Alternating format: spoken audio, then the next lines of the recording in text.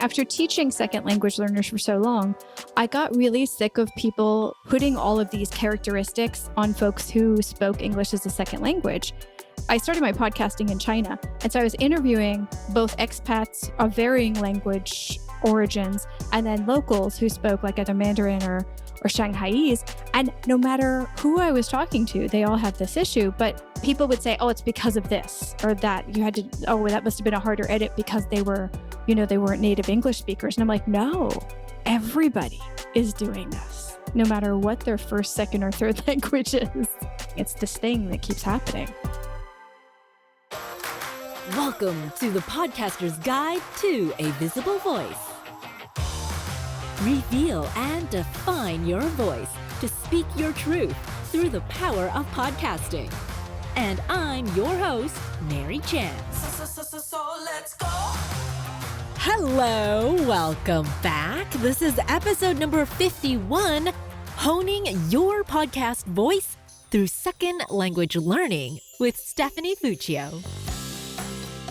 All right, one of the things I love about podcasting, okay, just one, because I love many things, as you know. The one thing I love right now is the fact that we all come from different backgrounds. Unlike in radio and broadcasting, in my previous career with our schooling and similar training, podcasting, I'd say anecdotally, for about over 90% of us, podcasting is not our first calling. So like I was saying, my first calling was radio. But I know for you, it's not the same translation. So when you finally discover podcasting and create your own show, you have a wealth of knowledge to bring to the table. Believe me, you do. It might not sound as direct like radio to podcasting like it was for me, having both things be an audio-first platform.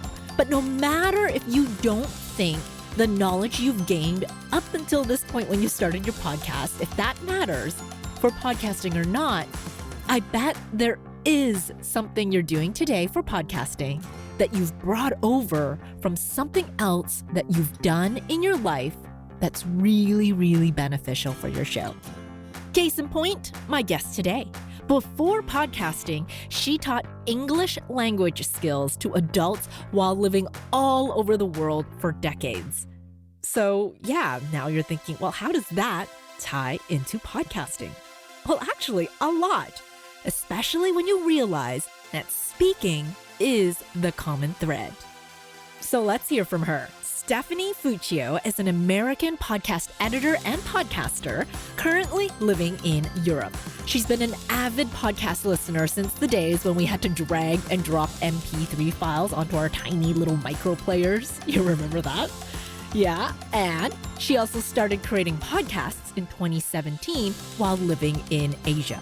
Currently, she's both editing podcasts for clients and running Global Podcast Editors, a group of freelance and small business podcast editors from around the world.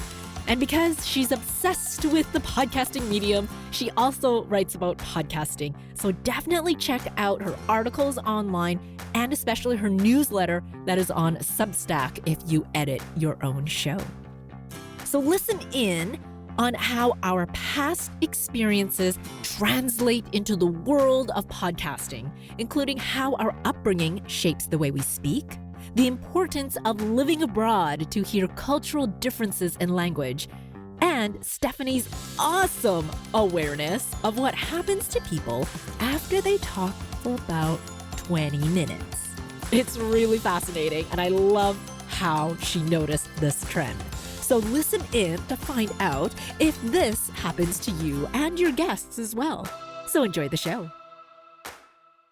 Hello, Steph. Thank you so much for joining me today. Whenever I have the opportunity to chat with you, I always take it. So thank you for wanting to come on the show. Mary! Hey, right back at ya. I enjoy talking to you anytime, anywhere, recorded or not. Ooh, recorded or not. Yes, that's right. Da, da, da.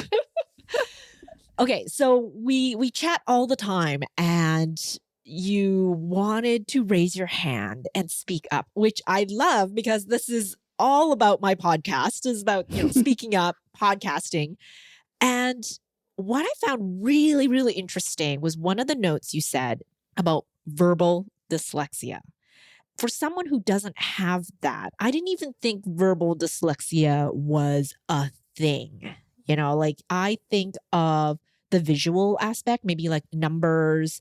I hear it from kids in school, the reading and writing portion, letters are being flipped around, things like that. So I had to look it up. And verbal dyslexia is a thing. It's not something that you just made up, believe it or not. That is shocking to me because I honestly was just trying to describe it in words that were like understandable because most people understand the juxtaposition part of dyslexia. And I had no idea it actually was a thing. That is interesting. And with podcasting too, the stereotype is that podcasters love to talk and they're so comfortable speaking, which can be true, but there is a lot of work that goes into being comfortable with your voice. So describe again what you hear in yourself about verbal dyslexia and how you described it to me. I don't remember how I described it to you, but I can guarantee you, because we're doing a big geographical move tomorrow, I guarantee you throughout this conversation, you will hear it. Because what happens for me is that there's like a million things going on in my head. And I kind of see in my brain, I kind of see the words that I'm about to say. And there's some that I hold back because those aren't the ones that I want to be public. And then there's some that are supposed to come out of my mouth. And especially when I'm stressed out, they get all mixed around. And the ones that are supposed to stay in come out.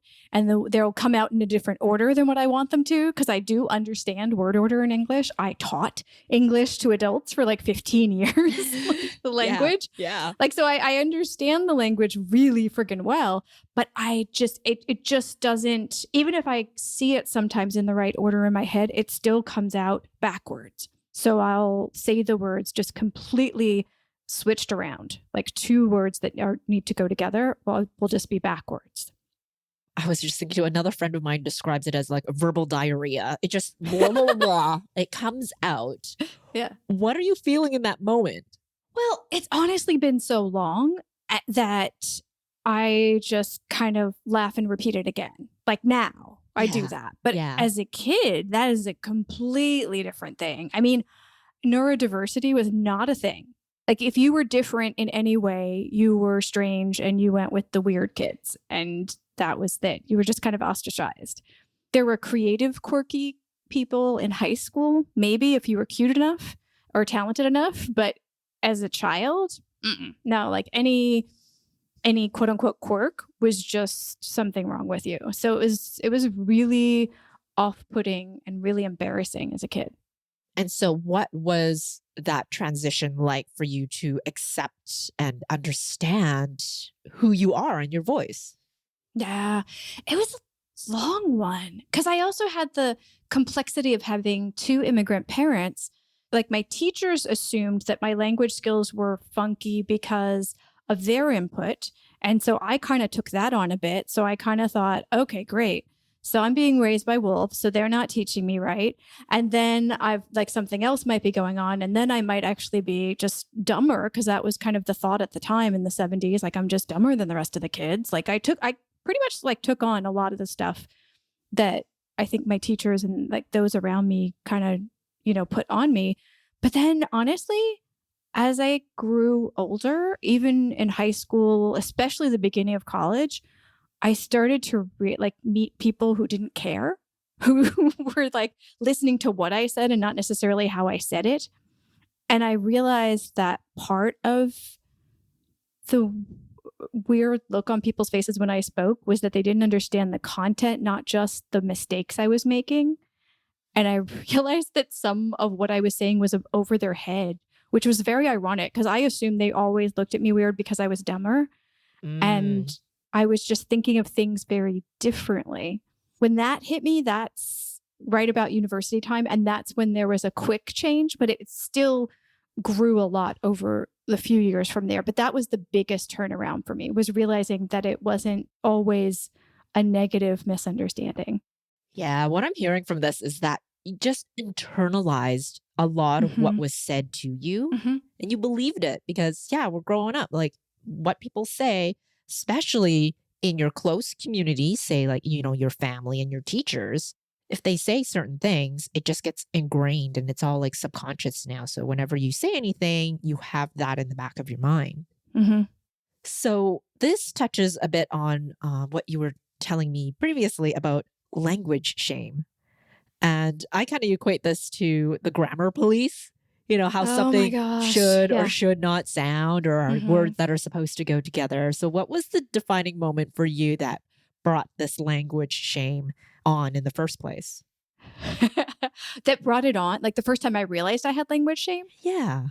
Oh gosh. I can't remember a time not having it. Oh, wow. Yeah, I don't know. Again, two immigrant parents. They moved us to a rural area with very little diversity very early on. So no, I honestly can't remember not having it.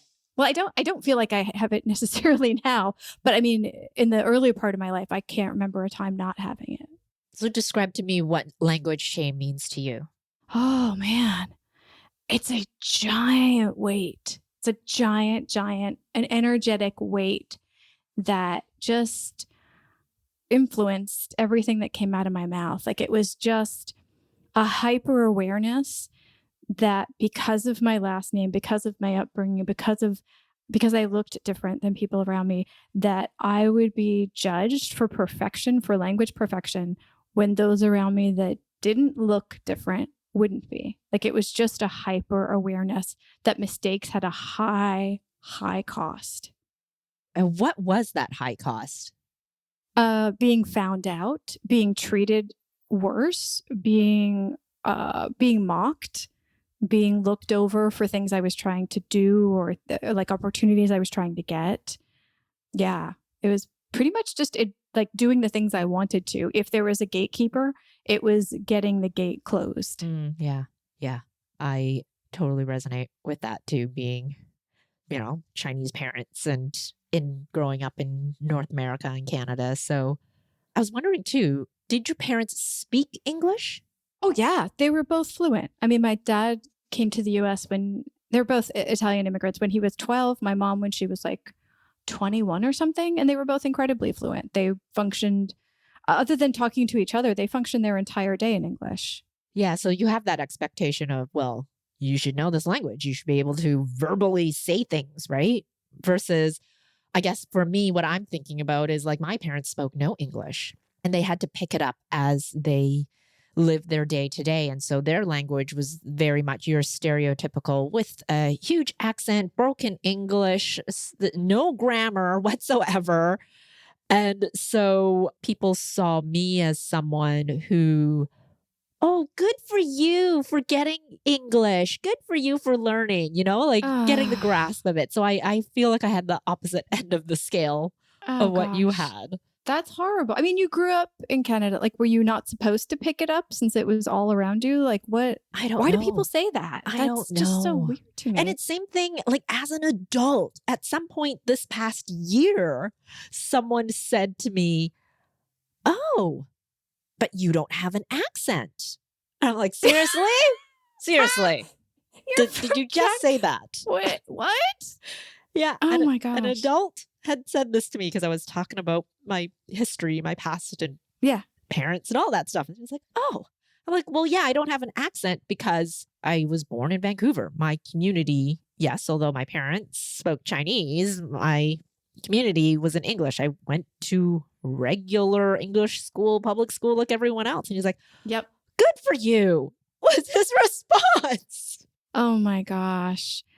It's just so stinking odd when people say stuff like that. I've seen people, during my lifetime, apparently Italians, which is, both of my parents came from Italy, but Italians gained their whiteness, which is such a strange phrase, and is one that I learned in grad school. And I literally turned around and almost broke my neck when somebody said it. I was like, is that a thing? I didn't know that's a thing. No, that's a phrase. That's a thing. Gained whiteness. Yes. They were, when my parents came over, it was during a wave of immigration and they were treated like the hated immigrant of the moment. And that was a thing. And then during my lifetime in the late 80s, early 90s, Italians gained acceptance and therefore they gained whiteness. And now they're considered white. And I'm like, really? Even though everybody that's involved in here are varying shades of fill in the blank. Fine. So in my lifetime, I went from being just constantly like the weird one because I look Italian enough, to looking slightly not exotic Italian, but okay, white enough Italian, so that people will talk to me a certain way until they see my last name or until they hear mistakes, or then the verbal stuff comes out, and then they revert to treating me like the bad Italian, like the bad immigrant's kid. It's just weird. Yes. Yeah. Yeah.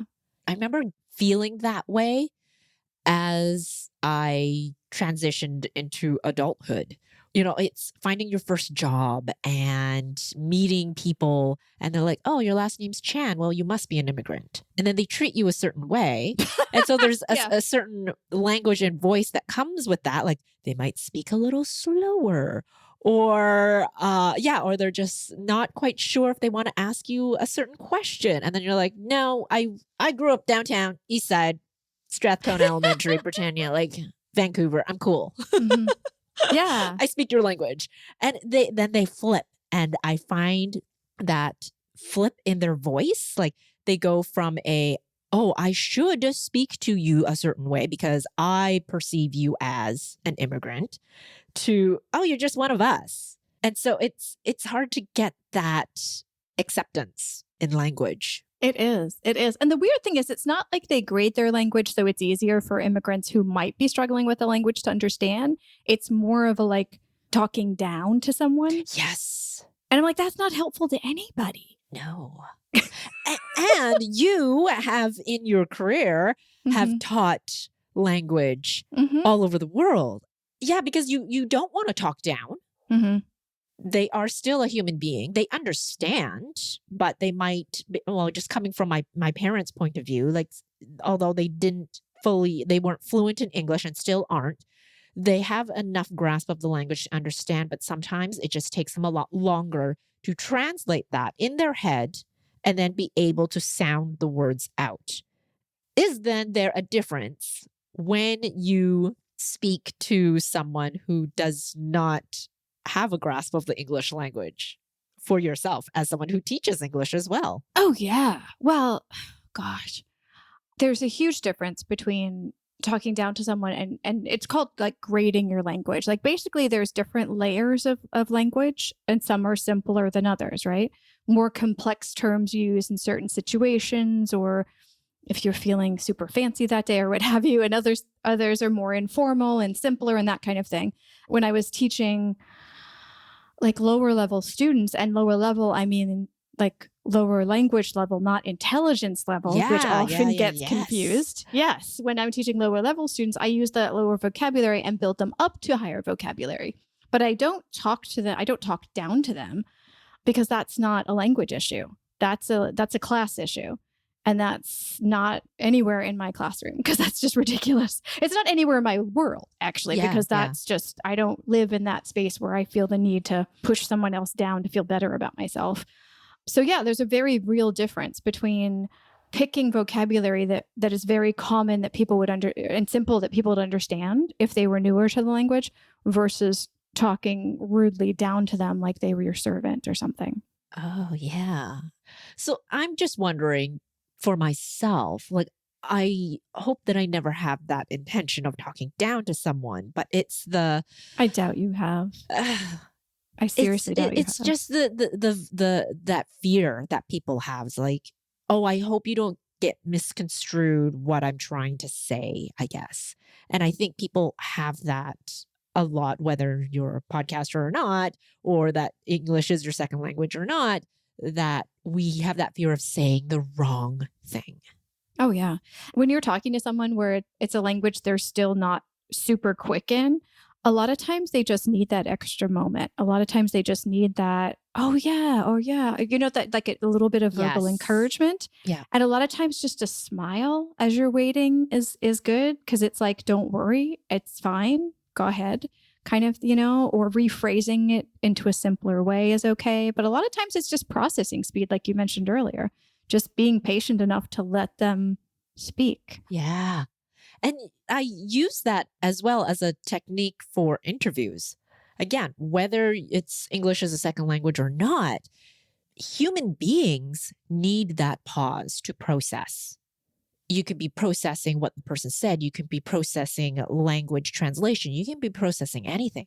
But in a podcast interview, I think it's really key to have those pauses and those moments and not edit them all out. Because I find a lot of podcast editing, people trim way too much, but that silence is substance. It's so powerful sometimes. Yeah, it has meaning.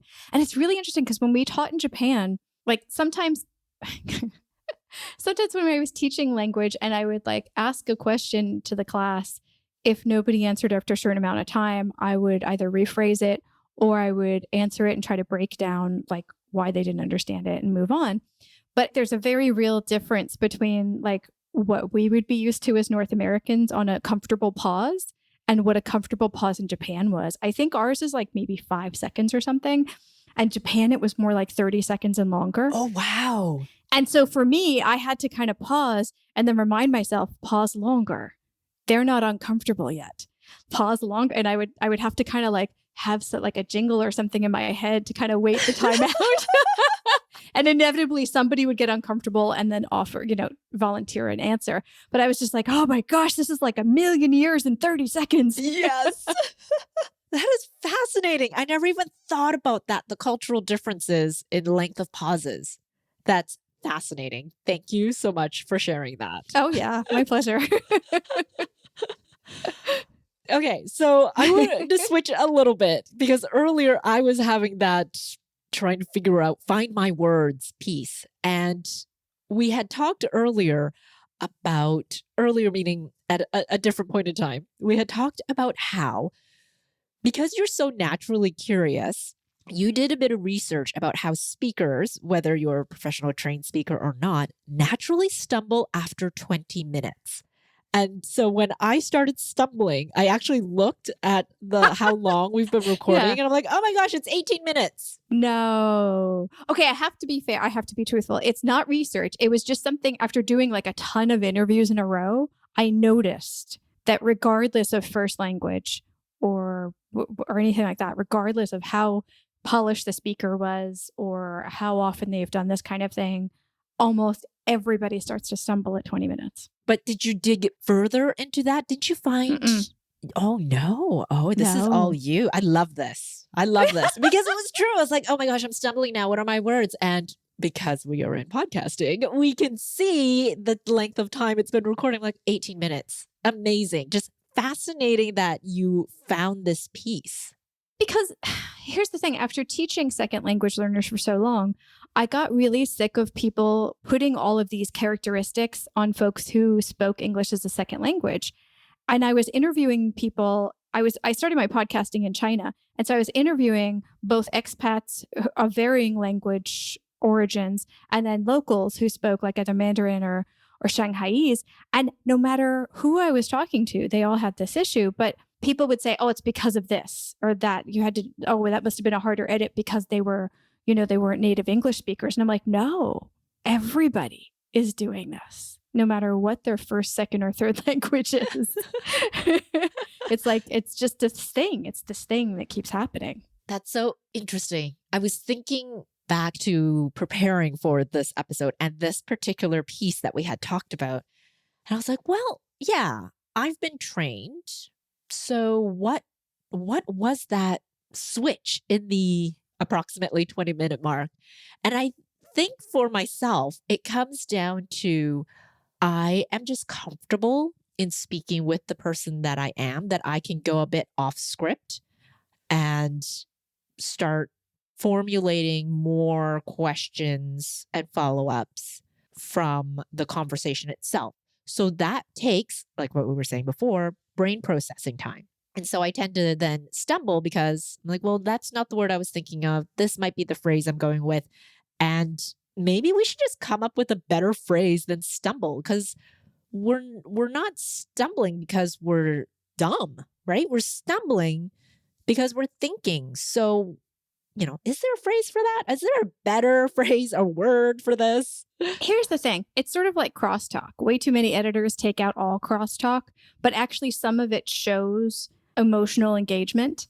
But with this stumbling that we're doing, verbally stumbling, I think that's more of like building momentum with someone. I think you're starting to bounce into their ideas and you're starting to think so fast and get energized by the conversation that your mouth can't keep up with your brain kind of thing. Yeah. Like, I think it's a good thing. Because let me tell you, there's no boring interview I did where this happened. It was mostly in those like pick up momentum kind of conversations. Oh, you're right. Because I get excited about something and then my brain's going, "Brrr," and then my mouth cannot keep up at all. Yeah. I don't know. I think it's a good thing. I think us quote unquote stumbling is a sign of, should we make up a word? Verbal emotionality? A phrase. Make up a phrase. Yep. I love this. Verbal emotionality. Emotionality. Yep. It's a good thing. So keep that up. Yeah. Earlier, you touched on you started podcasting in China. I actually did not know that. So now, knowing all of this about yourself, about the verbal dyslexia, the language shame, and all of that, why then go into podcasting? Well, by then it didn't matter because I had already had, 10, 20, almost 15 years beyond the point of it's them, it's not me.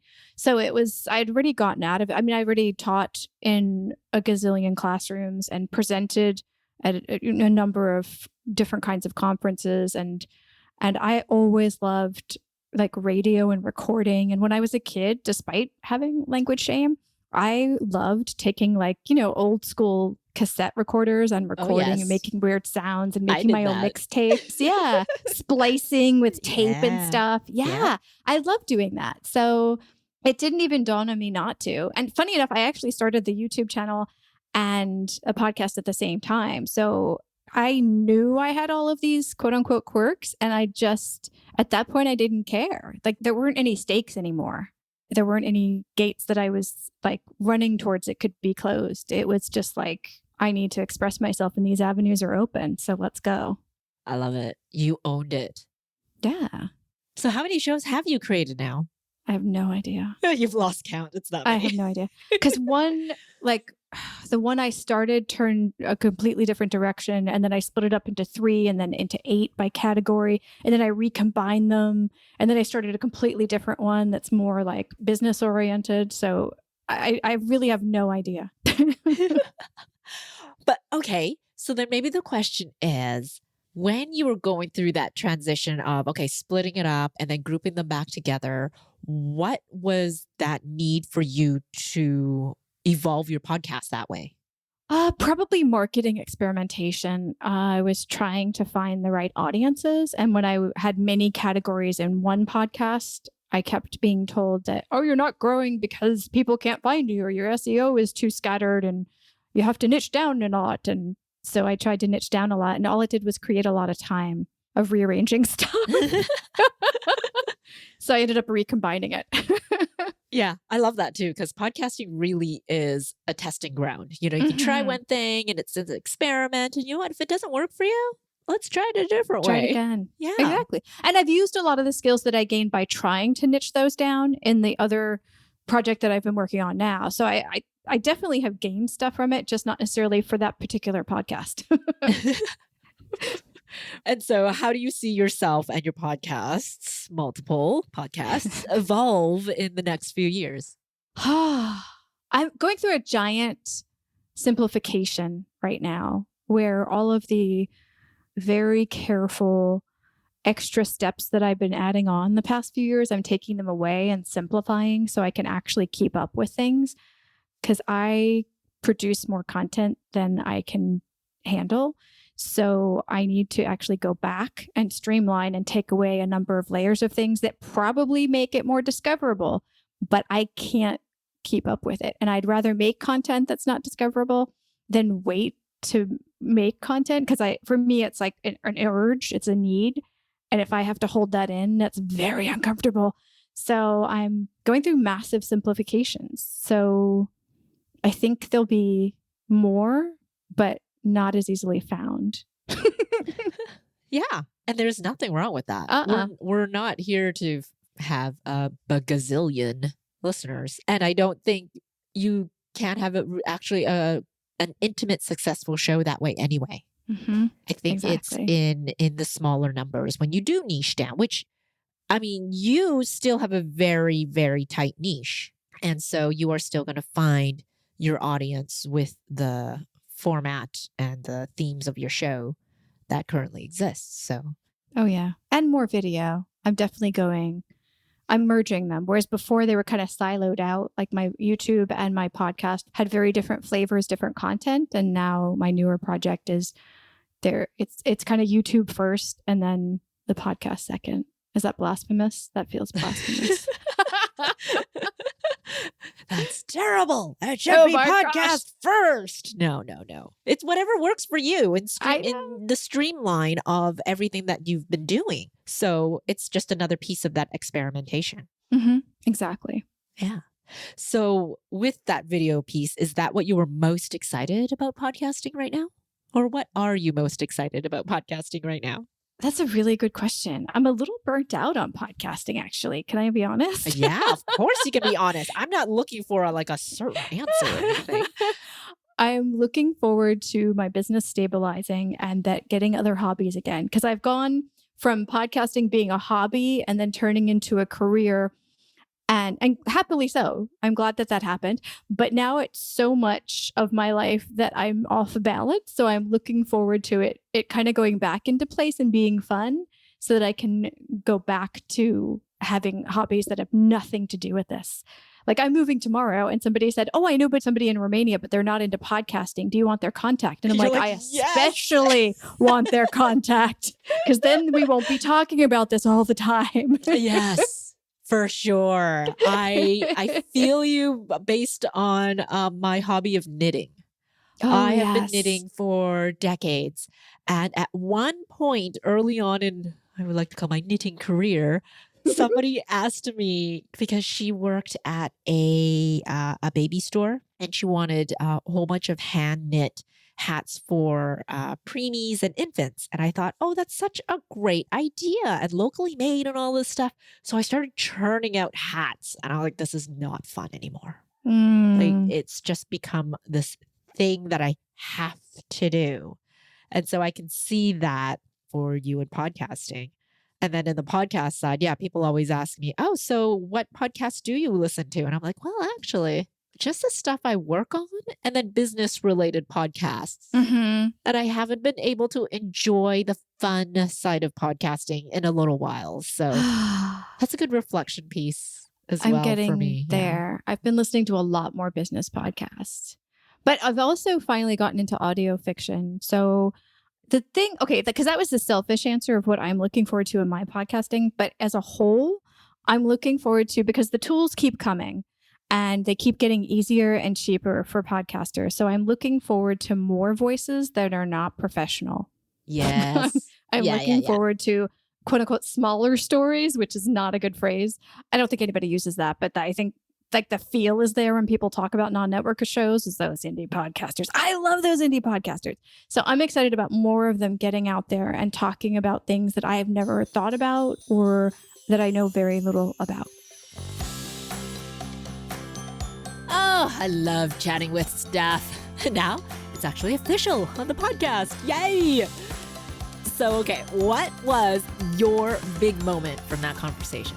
I personally had a lot, as you heard. What with the gained whiteness, the language issues versus class issues, and all the cultural language differences that happens. A lot of the stuff blew my mind. And it really triggered something in my heart, and it riles me up because all those things affect your literal and mental voice, the voice that's inside your head and the way it actually comes out. So all of this comes down to, for your podcast, you could be speaking with someone who comes with their own voice story. There might be a cultural difference, or they're experimenting with new words or phrases, or even loving how you as the host are holding space for them to be more vulnerable with their verbal emotionality.